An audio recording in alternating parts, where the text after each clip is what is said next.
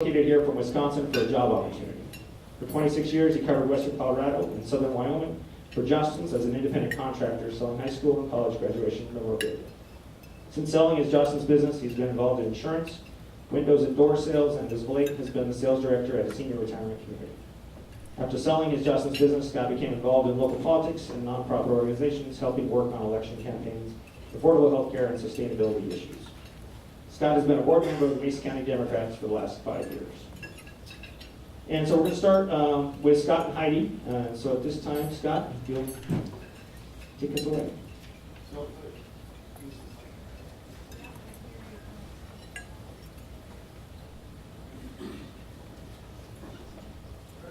Hey. This too? Oh, that's right. I don't get that responsibility.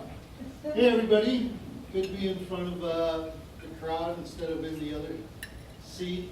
I'm vice chair of the Mesa County Democrats. I'm also head of the platform committee for the local party.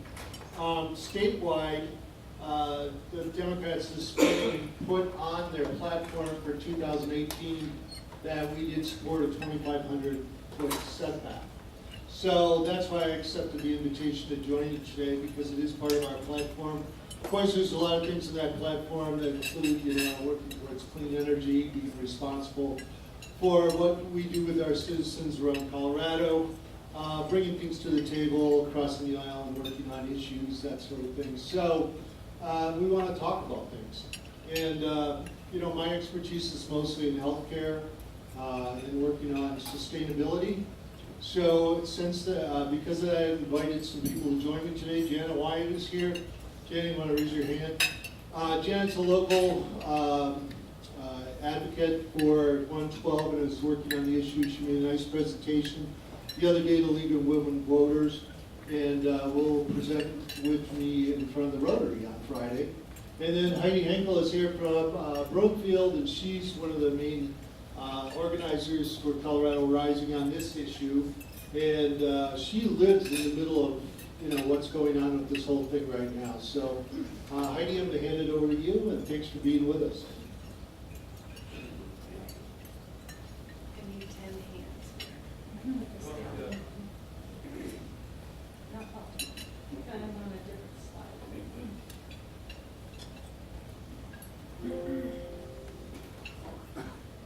Is it on?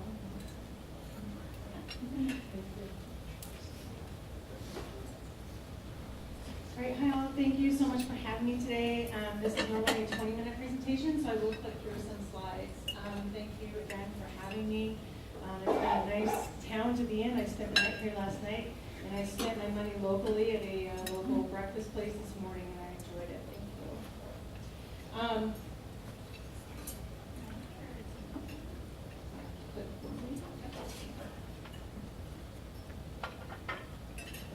Anyway, I'll tell you how this is going on. If you have any questions about this, I don't know everything there is to know. I'm not a lawyer.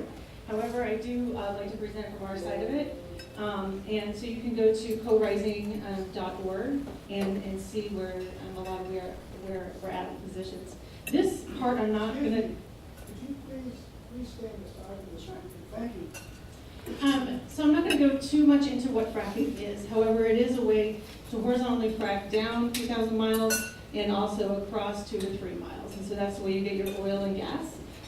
We have high concerns in Brookfield about wastewater injection, and that goes down into the ground based on what comes back up out of the ground, like benzene and other chemicals. So I'm not going to go too much into this, but Brookfield fought not to have any wastewater injection wells, and so they will be injecting our wastewater into Weld County.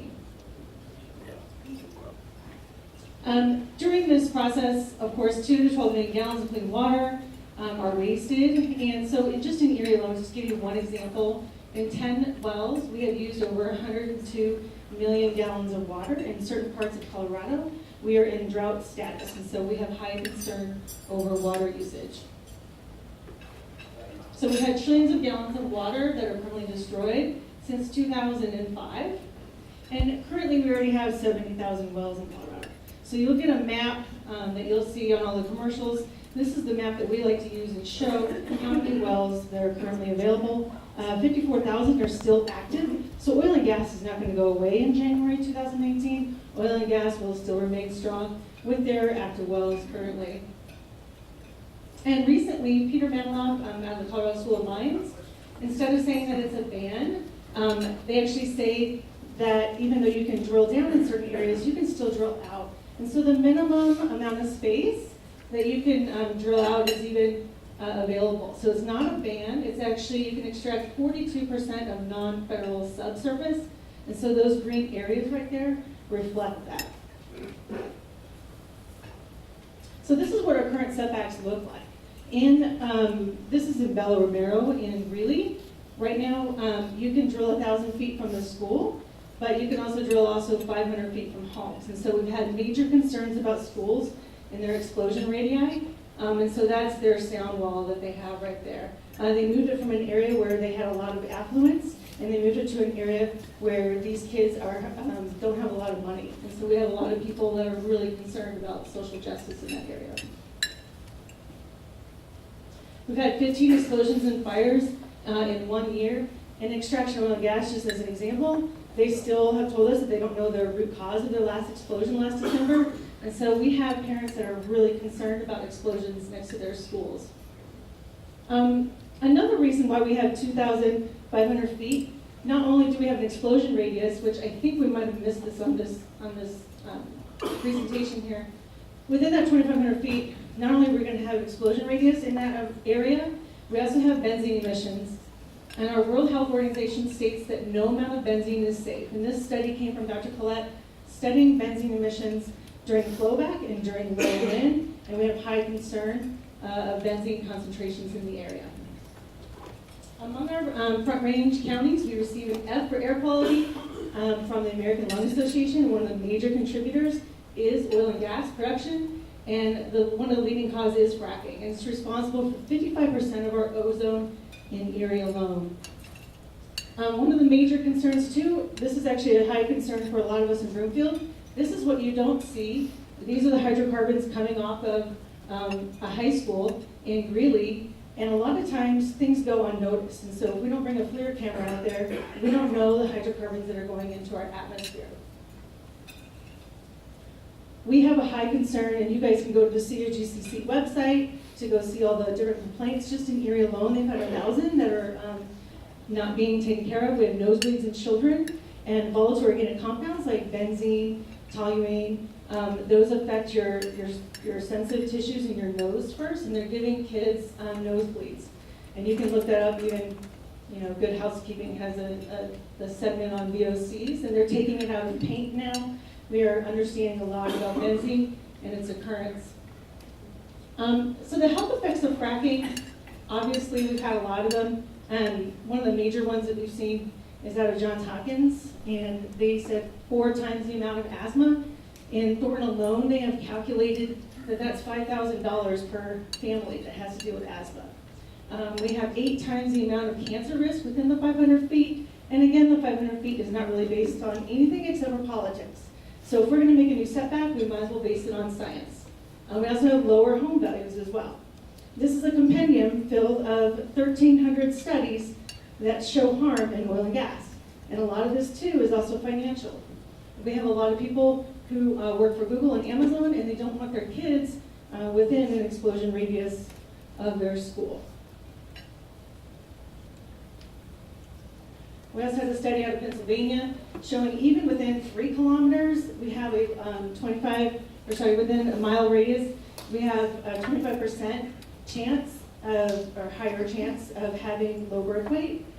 We also have a lot of preterm babies in Weld County. You can look through the compendium yourself. There's heart disease problems, low birth weight, leukemia. One family actually went to the COGCC and said, our daughter has environmentally induced leukemia, and the doctors are telling people to move. And so we've had people move to Estes Park, and they are no longer having those issues. They're no longer having nosebleeds. And so we have people that are actually losing their jobs because they're being drilled really close to their homes, and their doctors are telling them to move. So we can't find that we've been able to rely on the COGCC. They've never denied an oil and gas permit. Another thing too is that 9 out of 11 bills were killed. So we've already tried. We've been trying for years and years and years and years to get things passed. The health and safety bill was killed, and they said they couldn't afford it. The school property setback bill was killed, and they're still fighting that at the COGCC. We want 1,000 feet from the school property themselves. Greeley School District voted for 2,000-foot setbacks away from their schools. I have 30 seconds left. So our idea is that we're going to protect Coloradans. We're going to protect our occupied buildings like homes and schools and multiple areas like playgrounds and drinking water sources. We have bipartisan endorsements by the League of Women of Colorado Voters, House District Republican candidate Eric Rutherford, House Majority Leader Casey Becker. It's also voted on to the Democratic platform. And we also have other organizations and faith-based organizations that do endorse this as well. And I need to stop. Thank you.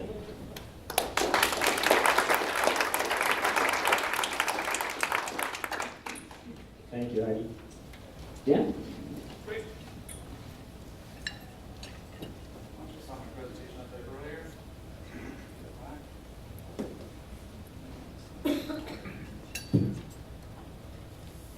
you for that. All right, fantastic. It's great to see all of you here today. Thank you very much for coming out. It's great to see some friendly faces. As you know, oil and gas has a long history here in Colorado. In fact, the first well drilled west of the Mississippi was drilled down near Florence in 1860. First well drilled in the entire country was 1859. So we've been at this a long time in this state, and you all know that here, being in Grand Junction, the Western Slope, the Great Main Coast Shelf that we have out here. And those of you who have been around for a long time in Colorado understand that this is part of the fabric of our society. It's who we are as Coloradans. We've been doing this a long time. It has gotten us to where we are today, and it's going to get us to where we're going in the future. And you also know that we're developing our resources here in Colorado better, safer, and cleaner than anywhere else in the country. To operate in Colorado is to operate at a very high standard. We are producing this resource in a way that can make Coloradans, or a way that does make Coloradans very proud. We have among the toughest rules in the country governing oil and gas. In fact, over the past 9 years, our industry has undergone 14 major rulemakings to either change rules or add new rules over oil and gas development. Many of those were first of their kind in the country rules. So we're developing these resources, as I said, in a way that people can be proud of. Proponents of this measure will say that this is about a choice between jobs and health and safety.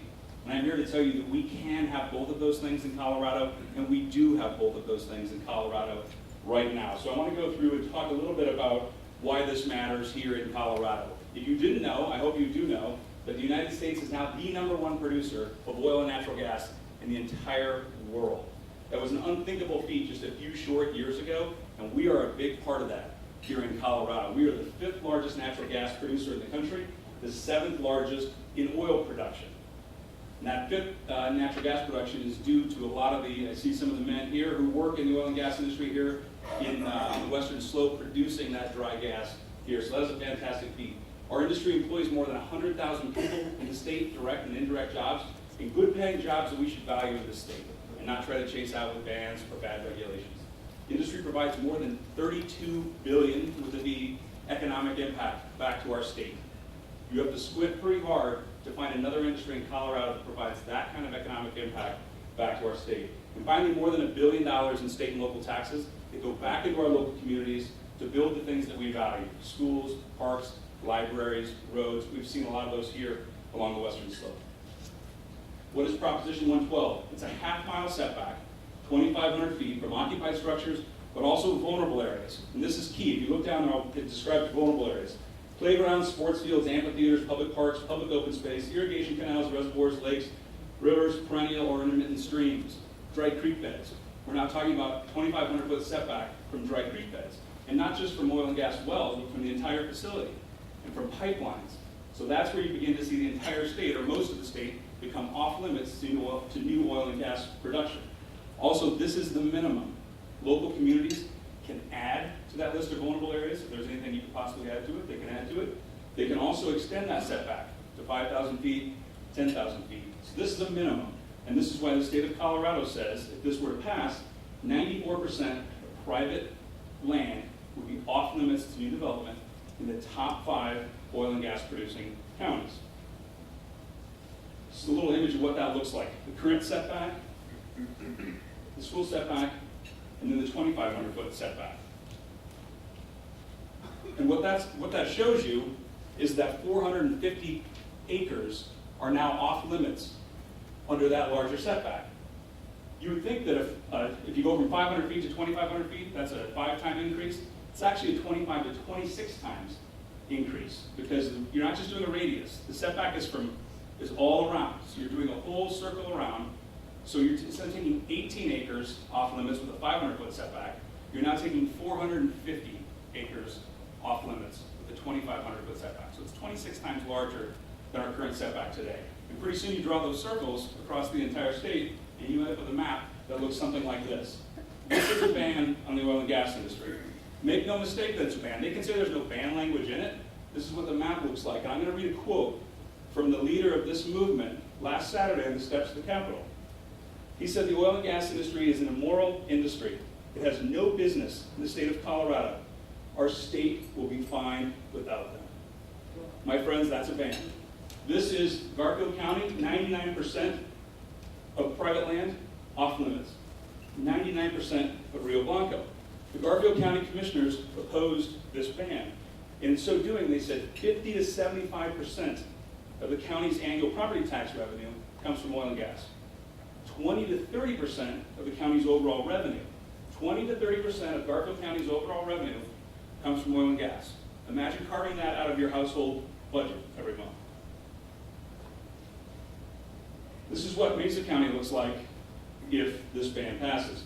The little black flecks there are areas that are open to development. 3.6 square miles of Mesa County would be left open for development. Mesa County Commissioners, thank you, also passed a resolution opposing this ban, largely because there's no waiver to this, which is a key part of this. A community that may want oil and gas can't ask for a waiver. Current law today allows for a waiver. We can maybe talk about that in the Q&A. I don't have time today, but that's a huge part of this. There's no waiver to it. Mesa County Assessor Ken Brownlee says to replace the lost tax revenue, if this were to pass, you would need to build 11,000 new houses valued at $225,000. The top 5 taxpayers in Mesa County are all energy related. If this were to pass, an independent free enterprise think tank called the Common Sense Policy Roundtable estimates up to 147,000 jobs could be lost over the next 11 years. The interesting thing about this is 23% of them are in oil and gas. So 77% of these jobs are outside of our industry. That's because oil and gas is considered a primary employer in Colorado. For every 1 job we create, 4 to 5 are created elsewhere in the economy, either to support that job or because that job exists. This is why it's important we talk about this. We share this information with our friends and families. The impacts, I'll be brief here, up to $218 billion lost from the state GDP over 11 years, 7 to 9 billion in state and local tax revenue. Again, those dollars that come back to schools. The state land board, I don't know if you know this, the state land board owns certain lands, they own the minerals. They develop those minerals, they put it back into K-12 schools. Just from those state trust lands, they said $230 million for K-12 schools will be lost over the next 3 years. $230 million over the next 3 years just from state trust lands, not including all the other taxes our industry pays. Who's opposed to this? Fortunately, lots of people. Energy is a nonpartisan issue. You are seeing Democratic leaders like Congressman Jared Polis, who's running for governor, Governor John Hickenlooper, even Governor Bill Ritter, standing shoulder to shoulder with former Governor Bill Owens, current state treasurer Republican running for governor Walker Stapleton, in opposing this ban on oil and gas. Weld County Commissioners, City of Thornton, Mesa County, Garfield County, lots of people standing up. Colorado Water Congress passed a resolution against this because they're worried of what happens with severance taxes that fund those environmentally friendly water projects. Now, finally, I'll end with this. I don't know how much time I've been missing over there. 2 minutes. Who's impacted by this? The proponents of this measure say, we'll find new jobs. It's an exaggerated claim. We'll adapt. The tax revenue is exaggerated. No one knows better than the hardworking men and women of the Western Slope that money and jobs and taxes are not invented out of thin air. We do not take our jobs for granted. We do not take these tax dollars for granted. I have seen the schools, I have seen the rec centers, I have seen the parks that have been built here along the Western Slope using money from oil and natural gas. I have met the people who work in the gas fields, in the Mancos, who work very hard producing the energy that we all need every single day to thrive in the 21st century. Those jobs, that way of life, that livelihood is at stake. We're going to continue to need oil and gas for the foreseeable future. If you look at the charts, it goes up every year. If this passes, all that it means is that somebody else will be producing our energy for us, and they will not have the same tough environmental safeguards that we have here in Colorado to protect our air, protect our water, and keep Colorado the beautiful place that we all like to call home. Thank you.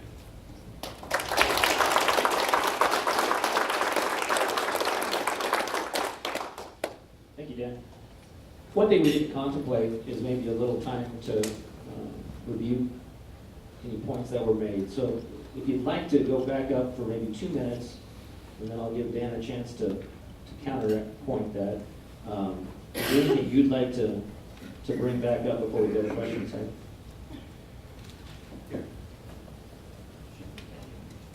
These mics make me feel like I'm lifting barbells or something. They're very strong, thank you.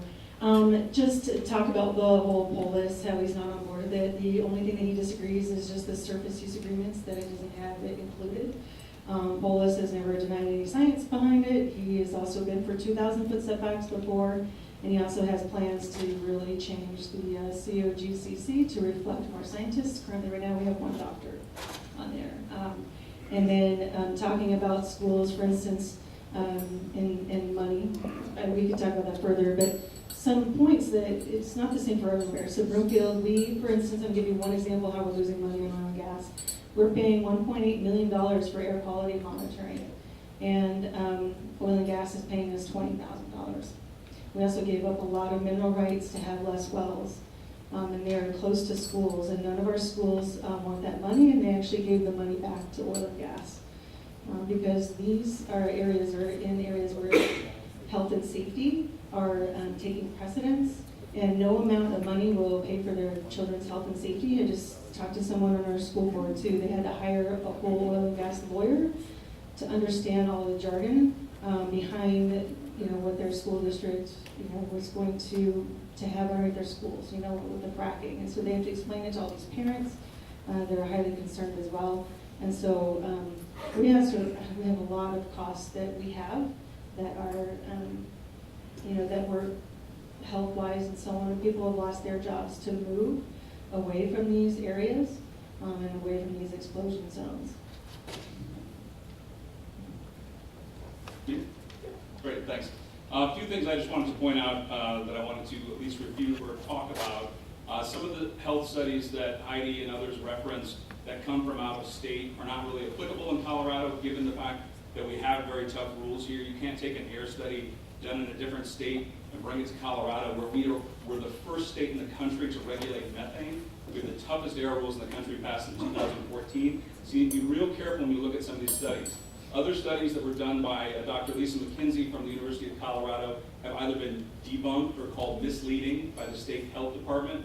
So I would advise you to take a look at those. If you go online and look at her studies, you can see pretty quickly where they say more research is needed, or one of them even says there's substantial uncertainties in this study. Now, that's fine to put that out, but we shouldn't base state policy on health studies that have substantial uncertainties in them. A final thing that I'll add, the governor had a task force looking at local control and different issues 2015 and 2016. And one of the things that came out of that was they asked the state health department to look at some of these health issues. And they went in and measured 10,000 air samples within that 500 and 1,000 foot setback. Found a very low risk for people who were living within that setback distance, and found no reason to make any state policy changes based on the 10,000 air samples they studied. So we have seen no credible science or definitive evidence that says the setback needs to be any further than what it is today. Great, thank you both. So as we get to the questions, I'll just mention that a couple of them may be a little pointed or directed toward a certain perspective, as you might imagine.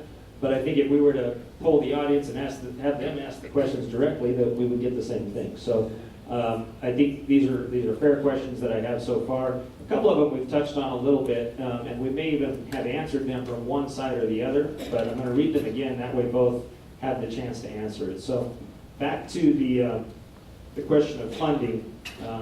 And how do you kind of address this up to a point? What funding will replace current funding for schools, local government, and special districts? So I want to reiterate that these wells that are already in production are not going to go away. So I really want to challenge you to realize that we have a lot of wells that are still going to produce and still, be money makers for people. What I will tell you is that we have tried in the past to negotiate with oil and gas, and we find it very troubling and disturbing that on one hand they say they care for our schools and our teachers and our money. We're actually not getting a lot of money from them. And we also note that they aren't willing to back away from their property. And even school boards have come to testify, and oil and gas comes down and argues with school boards about setbacks. So it's one thing to say that you care about it, and it's another thing to say you have all these regulations. But really, you can have all the regulations you want in the world unless there's any enforcements. For instance, extraction oil and gas will actually flare a ton of their gas and get charged for it. And they would rather just pay, and they have all the money in the world to do that. Meanwhile, they're polluting our air. And so we have massive issues with that. And if they're doing that close to schools, and they're not willing to move, they're still fighting it at the COGCC. You guys, they will fight 250 feet and 2,500 feet just the same. So I didn't hear any answers for how you're going to backfill the hundreds of millions of dollars that will be lost in K-12 schools. I have 2 kids who are in K-12 schools. I care deeply about this issue, and I don't know how that money will be backfilled. I need to bring up another issue that Heidi and others bring up, that, well, we have all these wells that will still be around. That's not manpower. Those aren't jobs on wells. You need about a quarter of the employees that we have today to maintain the wells that we have. Also, the production curve is pretty steep after the first year or two on wells. So while some wells can produce 20, 25 years, the production curve goes down quite a bit, so the taxes coming from those wells will go down as well. So within a matter of years, you will really see that tax base hit, even though we do have those existing wells. I'm going to, if I got 1 minute left, I'm going to add one more thing that's also not really known about this initiative. It shows you how extreme it is and why you have people like Bill Ritter and Governor Hickenlooper and Jared Polis opposing it. If there's an abandoned well that a company wants to go back in and make cleaner or safer, they cannot, because it requires a new permit. So this actually would not be a great thing for Colorado if you can't go back in and take care of those wells. Thank you. Next, where did the 2,500 foot setback come from? Is it science-based? Yes, so that was part of my presentation. And going back into a well, new oil and gas development is defined in there. And so that prevents new oil and gas development within that 2,500 feet not flooding. So you can plug a well and make it more safe. And then your question, based on the science, we have seen study after study within that 2,500 feet. And I showed you even the benzene dispersal levels during flow back and low wind, which we have no control over the wind. If that happens, we still have benzene dispersal in the area within that 2,500 feet. And all you have to do is listen to the people. Go to any COGCC hearing, go to any legislative hearing, and you will hear people say that they have not stopped coughing, that they have now adults saying that they have asthma. We have people getting sick and getting nauseous within those areas. And yes, it is based on science. And so we can keep studying it. There are more studies coming out in Colorado and talking about the air quality test.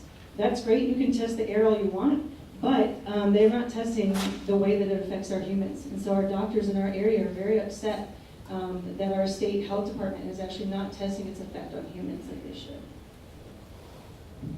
One of the studies they used to point to look at the 2,500 foot setback was done in 2012 here in Garfield County, nearby Garfield County, done by Lisa McKenzie again. And that study didn't account for the highway that went by, so you weren't accounting for the cars or trucks that went by, and didn't do any background testing of emissions. So they stopped using that as a reason for the 2,500 foot setback.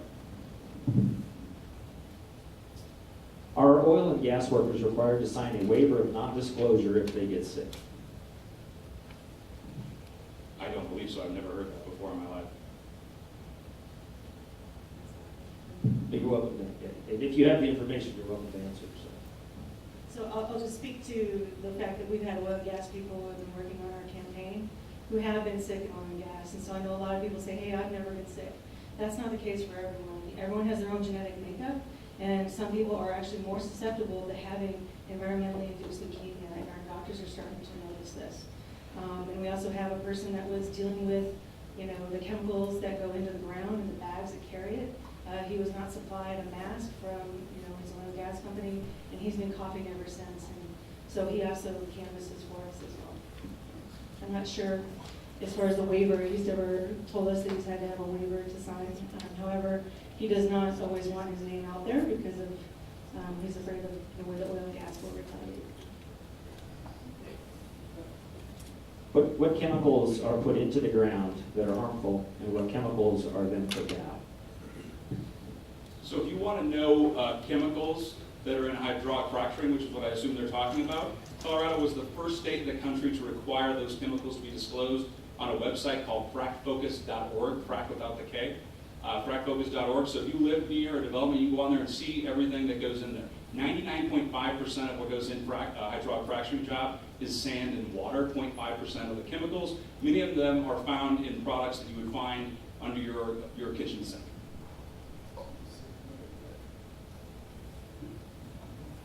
So if you look at some of those chemicals, if they end in ENE, generally they're carcinogenic, so like naphthalene is another one. What comes back out is actually what we have high concern over as well. And we also have, cases where we have arsenic getting into the groundwater, and we have radioactive materials. And so we have high concern that we're pulling things out of the ground that don't really belong out of the ground, and then put also back in injection wells. Okay. It's my understanding that if 112 were to fail, the proponents have another initiative of similar impact that would be rolled out for the 2020 election. Is that your understanding? I have not heard of that. And I will tell you, though, that we have people running for city council now. We have people running for state legislature in 2019 and 2020 who know and understand the recent report sent out by our top scientists throughout the world. They gave our Earth an obituary statement saying if we do not dial back our fossil fuel usage and our fossil fuel production, we're going to see massive, massive issues worldwide, and we won't be able to have any jobs. So these are people that believe in that, and they will stand on that. And we have people that are going to be running in 2020 that actually believe in 10,000-foot setbacks for oil and gas. So we know that this is the direction that we need to go, and that we have visionaries that are on point. In Broomfield alone and Erie alone, we beat oil and gas. We passed laws that said our health and safety must come first, and we beat them with only $20,000, and it was versus $500,000 from oil and gas. Erie had a bunch of board of trustees that ran on an oil and gas platform, and they completely lost. They were blown out of the park by someone who only ran on $1,200, and he was an activist. So I'm telling you right now, people are voting for people who understand this climate reality that we are in. My hope is when Coloradans see this for what it is and see that it's a ban on an industry that's been around for more than 150 years, that this out-of-state money leaves Colorado. We defeat this once and for all. More than 90% of the money to get this onto the ballot came from two places, Washington, D.C. and Boulder County. Two places I don't want to make decisions for my family. We probably touched on this, but more specifically, what impact will this have on Mesa County as far as dollars and future wells? I think we talked a little bit about the dollars and what that looks like for Mesa County. You saw the map up there with the little black flex. The 3.6 square miles will be available for new development if that were to pass, and the amount of money that would come from taxes. Make no mistake, this is a serious thing for our industry. And again, it is not just, if you look at the setback and take it from homes or schools, but when you add in those vulnerable areas, dry creek beds, and not just from the wellhead, but again, the entire facility, including pipelines, that is why you see that map covered in red.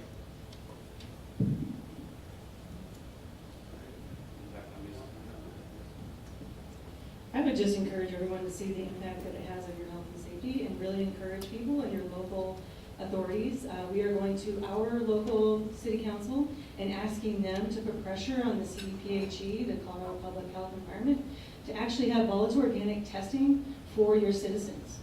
Currently, right now, the CDPHE does not have any approved testing systems in Colorado, and we want you guys to tell your local officials that that is super important to you and that you all want your blood tested and making sure that you're healthy and safe.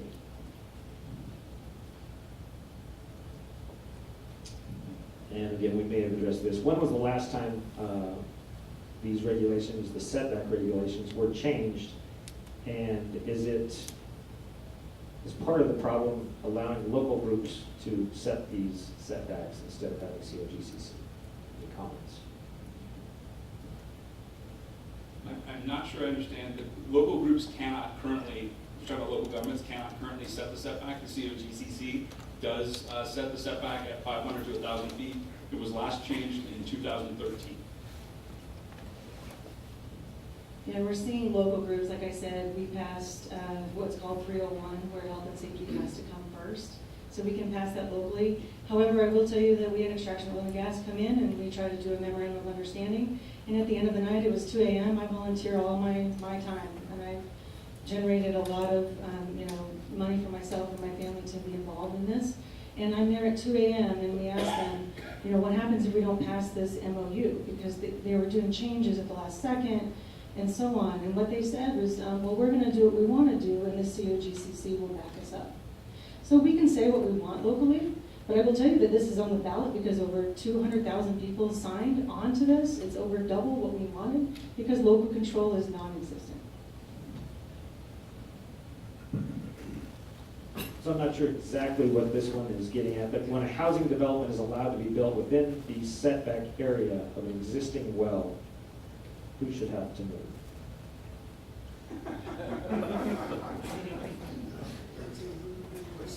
Another question. I'll just tell you in Brookfield alone, we do have laws that say you have to sign a waiver to be closer to a well. What we're seeing right now is a governor who's brought in people and oil and gas, and they just can't exist together the way that they're working. The more wells that we have, the more pipelines that we have, the more accidents are bound to happen. So people say, will Firestone happen again? Can we prevent that? I know that oil and gas wishes they could, but we also know that we obviously cannot have both, and there's often a miscommunication as to where the pipes are, what has been capped, what is not. And so if we're truly, being healthy and safe, we need to move forward with that and really follow through on it. And I know Anadarko's, their investors are actually suing them because they had internal issues with health and safety, and they're working on that. But I definitely feel that if you're encroaching upon oil and gas, we definitely need more local laws to support that. I think it's interesting the setback is pushing oil and gas away from things, but it doesn't look at the other side of this. If you were truly concerned about health and safety, why would you not want to set back away homes coming toward wells? They didn't include that because it's about banning the oil and gas industry. However, I'm comfortable with the current setbacks we have. Right now, the state regulates oil and gas. It doesn't regulate the setback of how close homes can be built. That is done at the local level, and those vary depending on the locality, 150 feet, 300 feet.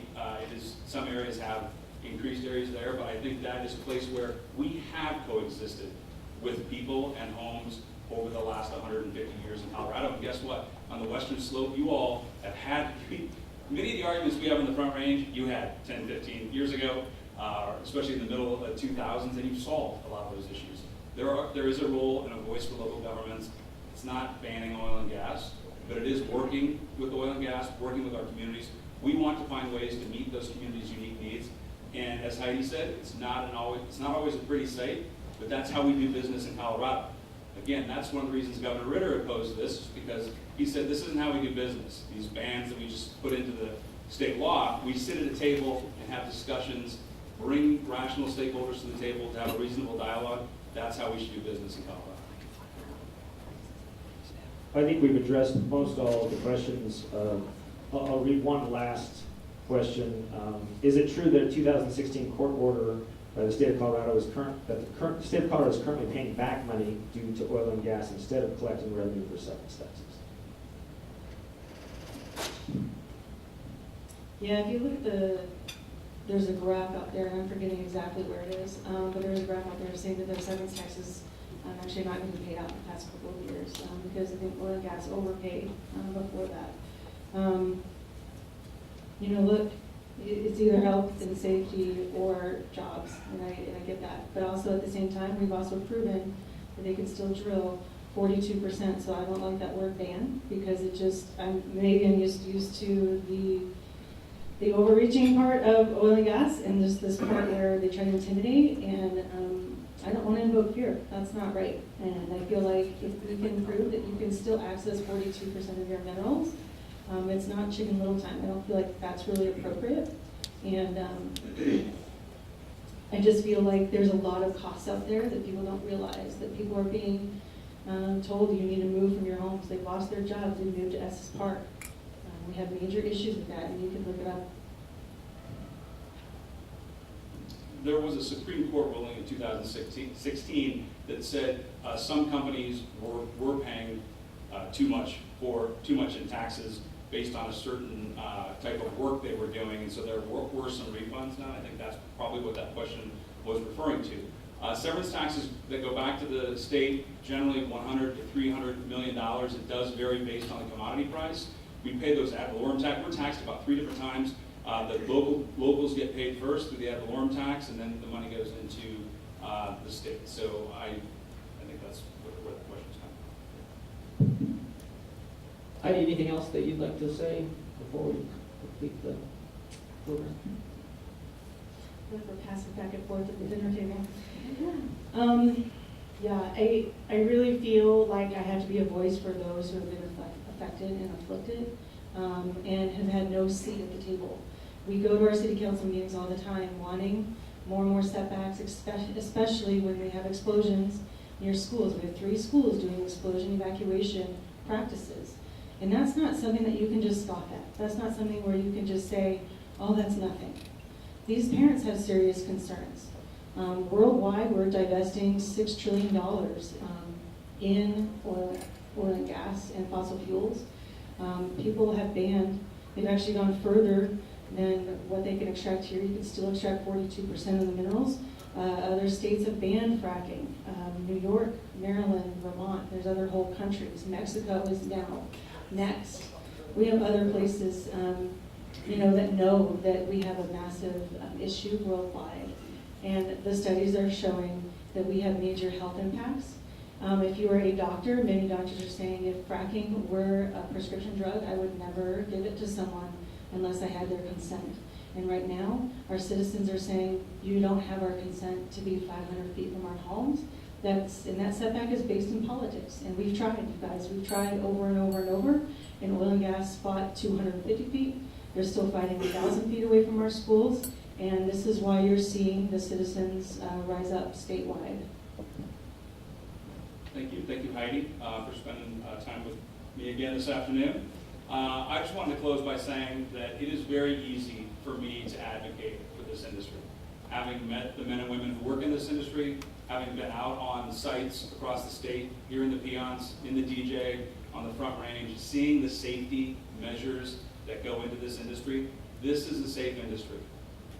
That safety commitment begins every morning when our men and women leave for work and they make a commitment to their spouse that they're going to come home at night, that they're going to be safe.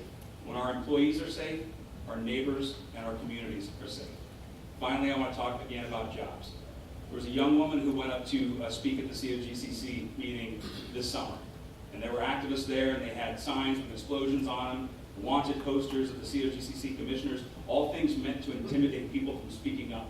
But this young woman went to the microphone, and she said, 2 years ago, I was on public assistance. I didn't have a place to call my own. Single mom. Then I got a job in oil and gas. I now have a roof over my son's head. I'm saving for his college education. I'm saving for my retirement, and I have health care. I ask that you think about women like that, the men and women in this industry, when you go to vote, and please join me in voting no on Proposition 112. Thank you.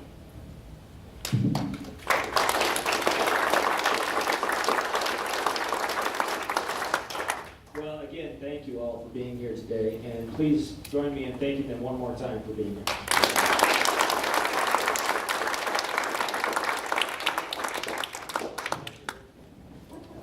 So just to finish up our meeting here real quick, I just want to make a couple announcements.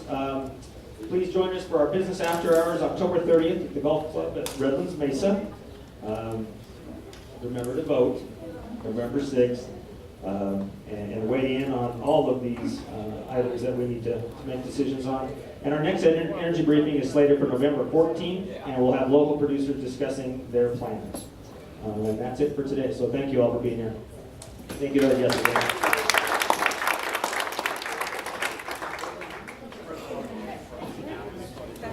No, it's really not. I saw it. No, it's Delta, Aletha, and yeah. Oh, you're fine. Hey, Stuart.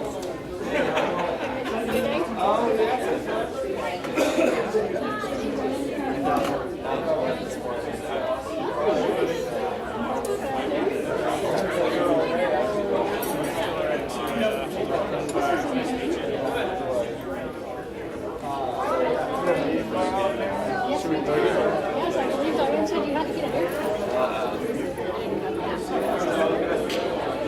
Yes, me and my wife are doing the first 2 days this week. Super exciting.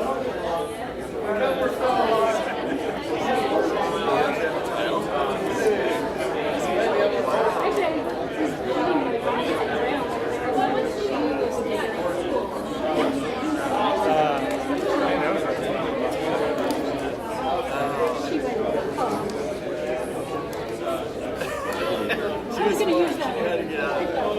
I'll see you tomorrow.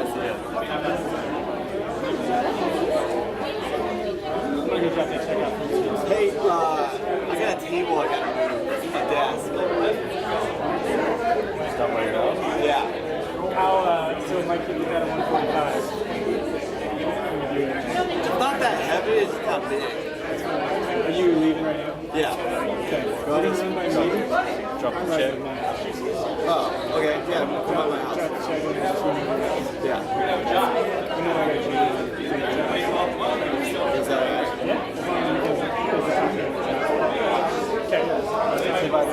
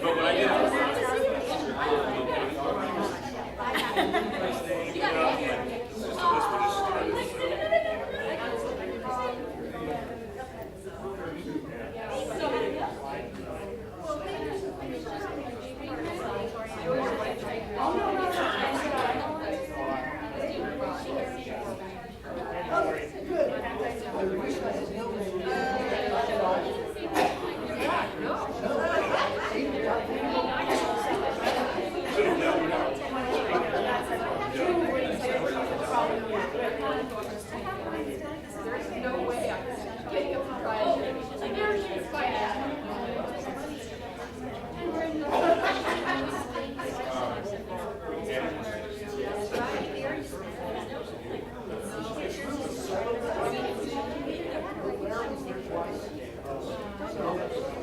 the other twice? They were coming.